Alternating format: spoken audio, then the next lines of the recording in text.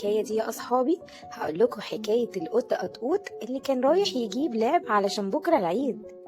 صحي القط قطقوط من النوم، كان فرحان جدا ومتحمس عشان بكرة العيد. أخته أخدته عشان يجيب هدية لنفسه احتفالا بالعيد.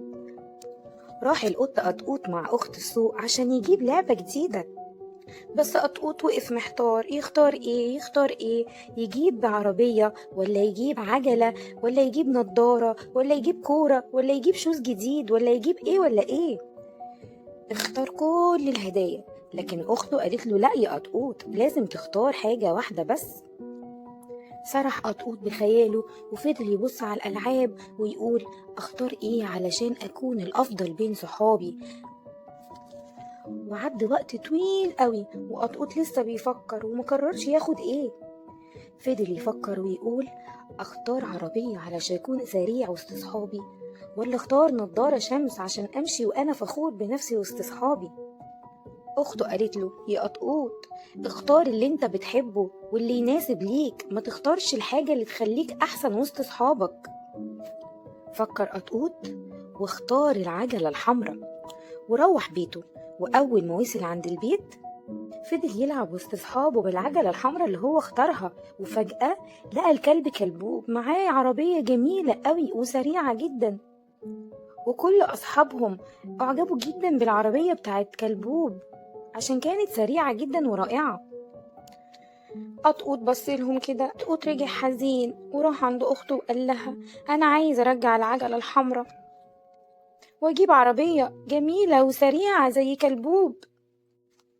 أخته قالت له ليه يا قطقوط، مش أنت بتحب العجل؟ قطقوط قال لها لأ، أنا عايزة أكون رائع زي كلبوب، لازم أبدل العجلة وأجيب عربية جديدة. وفعلا راح قطقوط ورجع العجلة الجديدة وجاب عربية زي بتاعة كلبوب. وأول ما وصل عند بيته وعند أصحابه فضل يلعب بالعربية بتاعته الجديدة، لقى الأرنوب صاحبه لابس نضارة شمس جديدة وجميلة جدا، وكل أصحابهم كانوا فرحانين بيه وقالوا له يا أرنوب النضارة دي جميلة جدا. زعل قطقوط تاني وفضل متضايق إن كل أصحابه بيبصوا على أرنوب ويقولوا له نضارتك جميلة ومحدش قال له حاجة على العربية بتاعته. راح لأخته وقال لها أنا عايز أرجع العربية وأجيب نضارة شمس زي أرنوب. أخته قالت له يا قطقوط، ما ينفعش تبص للي في إيد غيرك يا قطقوط، ولازم ترضى باللي معاك. لكن قطقوط اعترض على كلامها جدا وقال لها خلاص خلاص، دي المرة الأخيرة، مش هغير حاجة تاني. وفعلا راح قطقوط وغير العربية الجديدة وجاب نضارة شمس زي أرنوب. ولما رجع البيت ولبس النضارة الشمس الجديدة برضه ما كانش مبسوط لأن هو ما كانش لاقي حاجة يركبها ويلعب بيها. وفكر تاني يرجع يجيب العجلة الحمراء اللي كانت عاجباه أول حاجة، وراح يرجع العجلة بتاعته الحمراء، اتفاجئ إنها اتباعت.